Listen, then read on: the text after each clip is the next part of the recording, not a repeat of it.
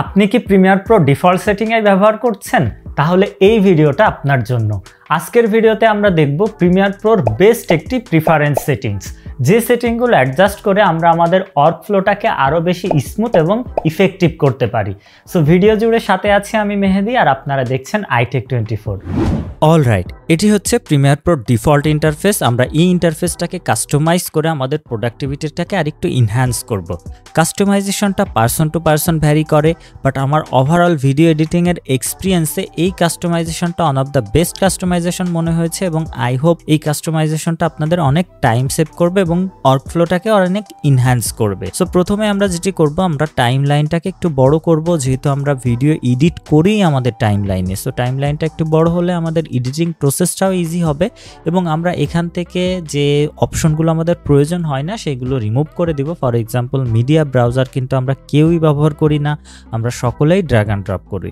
So আমরা যেটি করছি, এখানে রাইট বাটনে ক্লিক করে ক্লোজ প্যানেল করে দিচ্ছি। আমরা লাইব্রেরিজটাও এখান থেকে ক্লোজ করে দিব। ইনফোটাও আমাদের প্রয়োজন হয় না, মার্কারটাও খুব বেশি প্রয়োজনে লাগে না, এবং হিস্টোরিটাও একেবারেই লাগে না বললেই চলে। আবার কারোর লাগতে পারে, তাহলে আপনারা যদি লাগে রেখে দিবেন। দেন আমরা যেটি করব, আমাদের যে প্রজেক্ট প্যানেল উইন্ডো রয়েছে এই উইন্ডোটাকে আমরা এখানে নিয়ে আসব। আমরা এখানে কিন্তু ড্র্যাগ অ্যান্ড ড্রপ করব না, আমরা জাস্ট এখানে ড্র্যাগ অ্যান্ড ড্রপ করব, তাহলে এখানে চলে আসবে। আমরা ইফেক্টসটাকেও এখানে নিয়ে যাব। দেন আমাদের টাইম লাইনটা দেখতে পাচ্ছেন একটু বড় হয়ে গেল, এবং আমরা কিন্তু আমাদের ভিডিওটা এখন খুব সহজে এখান থেকে এডিট করতে পারবো। এখন আমাদের যেটি করতে হবে, আমাদের এই অংশটাকে একটু সিঙ্ক্রোনাইজ করতে হবে যেন আমাদের প্রোডাক্টিভিটির কাজে এটা হেল্পফুল হয়। সো প্রথমে আমরা যেটি লাগবো সেটি হচ্ছে আমাদের প্রজেক্ট প্যানেল উইন্ডো। আমরা প্রজেক্ট প্যানেল উইন্ডো থেকে আমাদের ফুটেজগুলো খুব সহজেই অ্যাক্সেস করতে পারছি, আমরা কি ফুটেজ ব্যবহার করছি। দেন যেটি আমরা রাখবো এখান থেকে সোর্স প্যানেল। ভিডিওতে বা আমাদের একটা ফুটেজে ডবল ক্লিক করব, তখনই কিন্তু সোর্স প্যানেল ওপেন হবে, এবং সোর্স প্যানেল থেকে আমরা ভিডিওটা প্রিভিউ করে আমাদের যে অংশটা লাগবে সেটি আমরা ব্যবহার করতে পারছি। দেন আমরা যেটি রাখবো ইফেক্টস রাখার ফলে যেটি হবে, আমরা খুব সহজেই কিন্তু এখান থেকে ইফেক্টসগুলো ড্র্যাগ অ্যান্ড ড্রপ করতে পারবো। তার পাশাপাশি আমরা রাখবো effects control. Drag and drop করার পরে আমরা খুব সহজেই সেই ইফেক্টসটা কন্ট্রোল করতে পারবো। ফর এক্সাম্পল, আমরা এই ইফেক্টটা এখানে নিলাম, নিয়ে ড্র্যাগ অ্যান্ড ড্রপ করলাম। ইফেক্টসের প্রপার্টিগুলো কিন্তু আমরা খুব সহজেই অ্যাক্সেস করতে পারছি। দেন আমাদের এখান থেকে অডিও ক্লিপ মিক্সার এটা প্রয়োজন হচ্ছে না, আমরা ক্লোজ করে দিচ্ছি। মেটাডাটারও প্রয়োজন হচ্ছে না। আমাদের ওভারঅল কাস্টমাইজেশন ডান। এখন আমরা আরেকটু ইজি সব কিছু অ্যাক্সেস করার জন্য এখানে নতুন একটা প্যানেল আনতে পারি আমাদের টুকিটাকি গ্রাফিকের কাজ করার জন্য। তো সেটি করার জন্য আমরা এসেনশিয়াল গ্রাফিক্সে নতুন একটা প্যানেল এখানে কিন্তু আমাদের ওপেন হচ্ছে, বাট আমাদের টাইম লাইনটা কিন্তু আবারও ছোট হয়ে যাচ্ছে। সো আমরা এই প্যানেলটাকে জাস্ট এই বরাবর রাখবো, তাহলে যেটি হচ্ছে আমাদের এখানে প্যানেলটা থাকছে, এবং আমরা এটাকে একটু ছোট করে দিব। যখন আমাদের প্রয়োজন হবে আমরা কিন্তু এটাকে মুভ করে রাখতে পারি, এবং আমাদের কি ফ্রেমের অংশটাও আমরা একটু বড় করে দিব, এবং আমাদের যখন প্রোগ্রাম মনিটরটা একটু বড় লাগবে আমরা জাস্ট এই বরাবর রাখতে পারছি, এবং আমাদের যখন প্রয়োজন হচ্ছে আমরা কিন্তু গ্রাফিক্সটা এইভাবে এখান থেকে ইনাবেল করে নিতে পারছি। এটি করবো, এখান থেকে আমরা যে লুমেট্রি কালার রয়েছে সেটিও ইনসার্ট করব, এবং লুমেট্রি কালারটা আমরা এসেনশিয়াল গ্রাফিক্সের পাশেই রেখে দিব। তাহলে যখন আমাদের লুমেট্রি কালার প্রয়োজন হচ্ছে আমরা ইজিলি অ্যাক্সেস করে নিতে পারছি।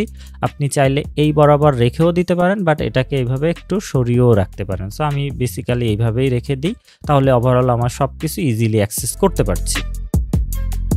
অলরাইট, এখন আমরা প্রিফারেন্স সেটিংসটা করবো। সো প্রিফারেন্স সেটিংস করার জন্য আমরা ইডিটে চলে যাই, দেন সেখান থেকে আমরা আসবো প্রিফারেন্সে, দেন সেখান থেকে আমরা জেনারেলে আসবো। সো আমি জেনারেলে ক্লিক করছি।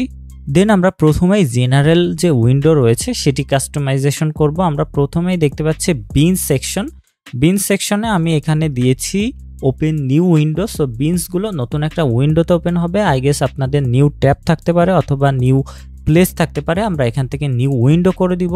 নিউ উইন্ডো করলে যে সুবিধাটা হবে আমি আপনাদেরকে একটু দেখাই, সেটি হচ্ছে আমরা যে বিনগুলো রয়েছে, দ্যাটস মিন আমাদের যে ফোল্ডারগুলো রয়েছে, আমরা সেই ফোল্ডারগুলোয় যদি ডবল ক্লিক করি তাহলে নতুন একটা উইন্ডো ওপেন হবে, এবং আমরা খুব সহজেই কিন্তু সেগুলোকে অ্যাক্সেস করতে পারছি।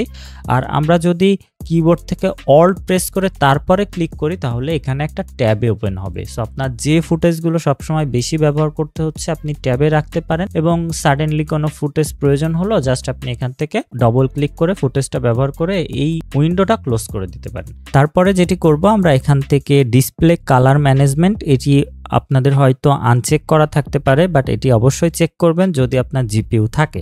আমাদের জেনারেল ট্যাব থেকে মোটামুটি কাস্টমাইজেশন ডান। অ্যাপিয়ারেন্সে আমাদের খুব বেশি একটা কাস্টমাইজেশনের প্রয়োজন নাই। অডিও সেকশনে আসার পরে এইখানেও আমাদের খুব বেশি একটা কাস্টমাইজেশন করতে হচ্ছে না। আমরা অডিও হার্ডওয়্যারে আসব।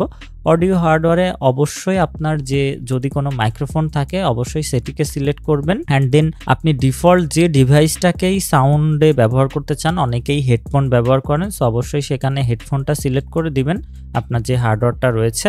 দেন আমরা আসবো অটো সেভে। অটো সেভে এখানে ডিফল্ট 5 মিনিটস পর পর আপনার প্রজেক্টটা সেভ করবে অটোমেটিক্যালি, আর একটার ম্যাক্সিমাম ভার্সনটা হবে 20। সো আপনি যদি খুব বড় প্রজেক্টে কাজ করেন তাহলে এই 20 ভার্সনটাকে অ্যারাউন্ড 100 প্রজেক্ট ভার্সন করে দিতে পারেন যদি খুব বেশি বড় হয়। আদারওয়াইজ এখান থেকে আপনারা 25 or 30 করে দিতে পারেন। এবং 5 মিনিট পর পর যে অটো সেভ রয়েছে এটি অনেক সময় প্রিমিয়ার প্রোর পারফরমেন্সটাকে স্লো করে দেয়। সো আমরা এটাকে 10 মিনিট করে দিচ্ছি। তো আপনার যদি এরিয়াতে খুব বেশি লোড শেডিং হয় এবং মাঝে মাঝে প্রিমিয়ার প্রো ক্র্যাশ করার যে বিষয়টা থাকে তাহলে কিন্তু আপনি 5 মিনিটসে রাখতে পারেন। এটি আপনার প্রজেক্টটা ফিরে পেতে সাহায্য করবে। দেন আমরা যেটি করব, এখান থেকে ক্যাপচারেও আমাদের বেশ কিছু কাস্টমাইজেশন করার প্রয়োজন নাই। আমরা এখান থেকে কোলাবোরেশনেও করব না, কন্ট্রোল সারফেসেও আমাদের দরকার নাই। সো আমরা ডাইরেক্ট এখান থেকে গ্রাফিক্সে চলে যাব। আমরা এখানে মিসিং ফন্ট যদি কোনো থাকে আমাদের প্রজেক্টে তাহলে অটোমেটিক্যালি সে কোন ফন্ট দিয়ে রিপ্লেস করবে আমরা সেটি সিলেক্ট করে দিব। সো আমি এখান থেকে রোবটও দিয়েছি। দেন লেবেলে এসে আপনি কোন কালারে কি লেবেল করতে চাচ্ছেন সেটি দিতে পারেন। ফর এক্সাম্পল আপনি এখান থেকে ব্লু কালারটা কিসের জন্য ব্যবহার করবেন সেটা আপনি লিখে দিতে পারেন। এক্সাম্পল আমি বি রোলের জন্য যদি ব্লুটা ব্যবহার করতে চাই আমি এখান থেকে বি রোল লিখে দিলাম, তাহলে কিন্তু আমরা কালার দেখেই আইডেন্টিফাই করতে পারবো, বাট এটি আমি খুব বেশি একটা ব্যবহার করি না। দেন আমরা চলে আসবো মিডিয়াতে। মিডিয়াতে আসার পরে আমরা আমাদের টাইম লাইনটা যে ফুটেজে বা যে এফপিএসে আমরা শ্যুট করে এডিট করি সবসময় সেটি সিলেক্ট করব। সো আমি এখানে 30 দিয়ে রাখছি কারণ আমার ভিডিও ফুটেজগুলো সবসময় 30 হয়, 30 এফপিএসে আমি শ্যুট করি। সো আমি এটি দিয়ে রাখলাম। এটা হয়তো বা নান থাকতে পারে বা স্কেল টু ফ্রেম সাইজ থাকতে পারে, আমরা এখান থেকে সেট টু ফ্রেম সাইজ করে দিব। তাহলে যেটি হবে আপনি এইচডি টাইম লাইনে 4K ফুটেজ অ্যাপ্লাই করলে অনেক সময় ক্রপ হয়ে যায়, সেটি অটোমেটিক্যালি কিন্তু ফ্রেম সাইজটা ঠিক হয়ে যাবে। দেন এখান থেকে আমরা যেটি করব অটোমেটিক্যালি রিফ্রেশ গ্রোয়িং ফাইল। এটা অবশ্যই হয়তোবা আপনাদের চেক করা থাকবে, বাট এটিকে আনচেক করবেন। এটি প্রিমিয়ার প্রোর পারফরমেন্সটাকে অনেক বেশি স্লো করে ফেলে। এবং 8.264 ACVC হার্ডওয়্যার এনকোডার যেটি রয়েছে, ডিকোডার এনকোডার দুইটাই কিন্তু আপনারা এখান থেকে টিকমার্ক দিয়ে রাখবেন। এবং আপনার পিসিতে যদি গ্রাফিক্স কার্ড না থাকে এই অপশনগুলো হয়তো বা এরকম ডিজেবল দেখাতে পারে। দেন আমরা যেটি করব মিডিয়া ক্যাশে আসব।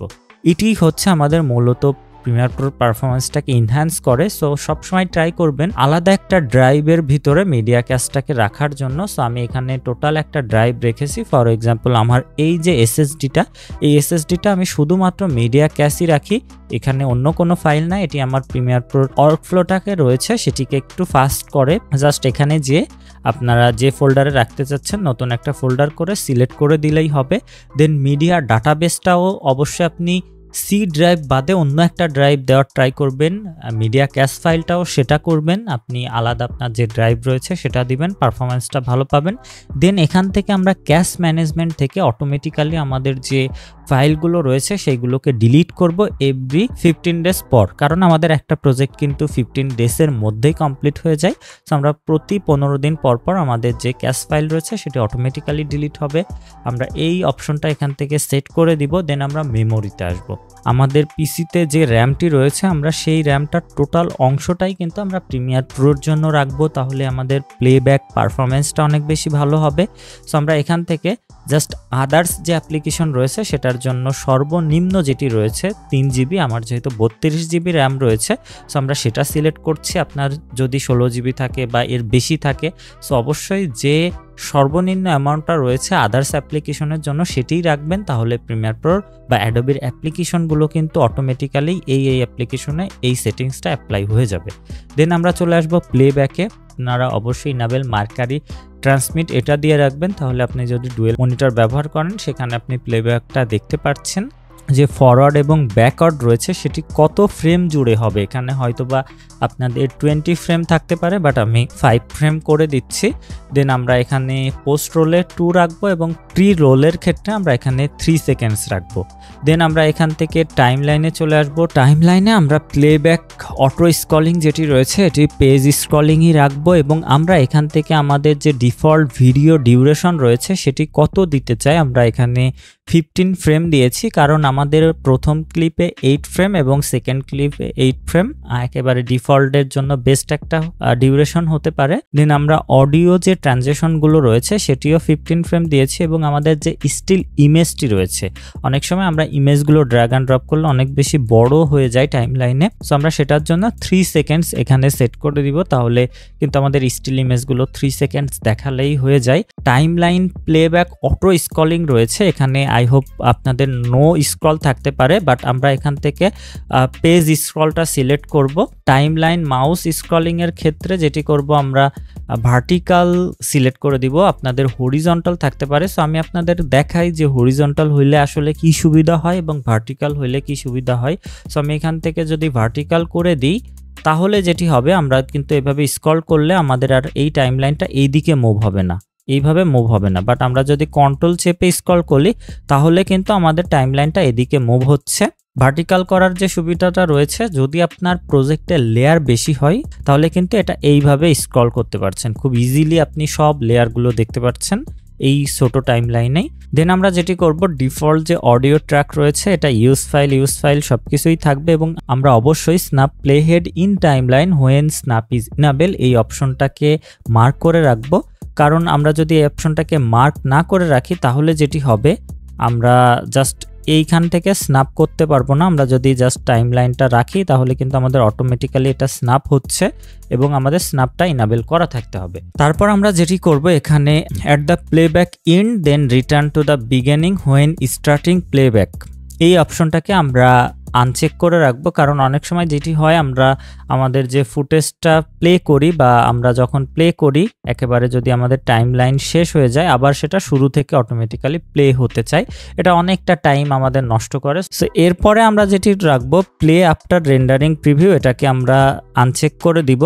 অ্যান্ড দেন আমরা শো টাইম লাইন মিসম্যাচ অর্নিং এটাকে অবশ্যই ইনেবল করব। অনেক সময় হয় আমাদের টাইম লাইনের থেকে আমাদের যদি ফুটেজটা বড় থাকে অথবা ছোট থাকে সেটা একটা মিসম্যাচ হয়ে যায় এবং আমরা এই অপশনগুলো এইভাবেই রেখে দিব। দেন আমরা ট্রিম থেকে খুব বেশি একটা আমাদের কিছু করতে হবে না, আমরা just allow current tool to change trim type of the previous selected edit point, এটাকে আমরা চেক করে রাখবো। ফাইল থেকে প্রজেক্ট সেটিংয়ে আসবেন, দেন সেখান থেকে জেনারেলে আসবেন, আসার পরে রেন্ডারের জায়গায় কিন্তু mercury playback engine GPU acceleration Coda যেটা, এটা অবশ্যই সিলেক্ট করা আছে কিনা দেখবেন এবং আপনাদের যদি গ্রাফিক্স কার্ড থাকে এই অপশনটা ইনেবল হবে এবং স্ক্র্যাচ ডিস্কটা আমাদের সেম অ্যাজ প্রজেক্ট থাকবে। এই বিষয়গুলো যদি আপনি একবার কাস্টমাইজ করে নেন, দেন যদি আপনি এখান থেকে উইন্ডোতে আসেন, ওয়ার্ক স্পেসে আসেন, দেন আপনি যদি এখান থেকে save as a new work space করে আপনি আপনার একটা নাম দিয়ে দেন, ফর এক্সাম্পল আমি অয় দিয়ে রাখলাম, তাহলে আমাদের এই ওয়ার্ক স্পেসটা সেভ হয়ে থাকবে।